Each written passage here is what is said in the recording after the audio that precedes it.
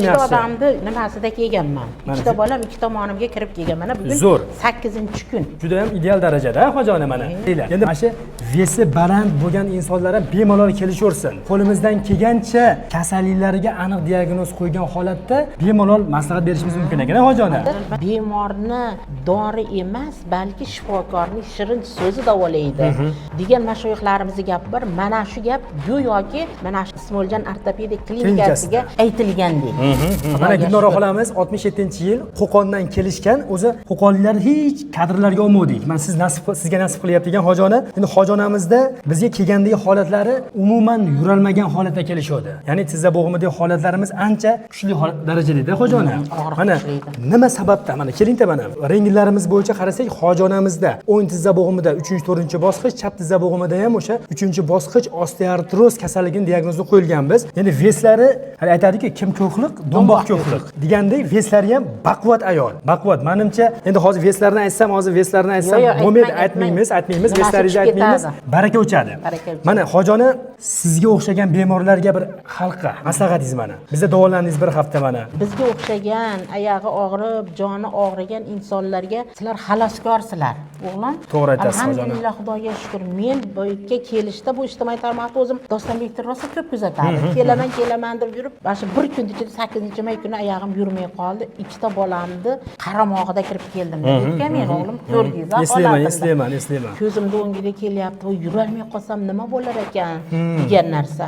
Shu kunlik natijam shunaqangi zo'r bo'lib qoldimki, o'zim ham xursandchiligimda chegarasi yo'q. Mana bugun 8-kun. 8-kunda bemalol yuribman. O'zimda ehtiyojim uchun ham geniyalarga borib kelyapman. Haqiqatda hali bolalaringiz ikki tomonlama ushab kelganda men o'yladim o'zim. Hojonani endi mana veslari baland ekan, qanaqa qilib bir hafta 10 kunda men yaxshi qilishga qurbim yetadi degan nazil bo'ladi. Ey Alloh, yo'limizni ochiq qilgin dedim. 2 dona yonboshingizdan ukol, bitta osma ukol qilindi. Fizlichalarni olyapsiz, unga qo'shimcha kislorod qilindi. Shu bilan 3 kunda natija zo'r bo'ldi. Men xursandman bundan hojona. Bu yerdagi qizlar, fizlicheniyadagi qizlar, Nodiraxon qizim, Xurshidxon, Nozimaxon, Gullasalxon, Husnidaxon. Endi ularni gapirmasam ham bo'laveradi-da. A'lo. Ularga ham tan joni sog' bo'lsin, topganlari yaxshilik kunlarga buyursin. Aytganingiz kelsin. Nimaga shifoxonalarga kirishda men ayrim joylarda ko'zim tushardi. Bemorni dori emas, balki shifokorning shirin so'zi davolaydi degan mashoyixlarimizning gapi bor. Mana shu gap go'yoki mana shu Ismoiljon ortopedik klinikasiga aytilgandek. Endi aytamanki, ana shu oyog'i og'rib, beli og'rib, u eshikka kirib nima ololmagan insonlarga, tumandoshlarimga, qo'qonliklarga va holanki faqat hammaga joni og'rib turganlarga mana shu yerga keling, kelib mana shu yerda sarflagan pulingizga ham endi xususiy-ku deyishingiz mumkin.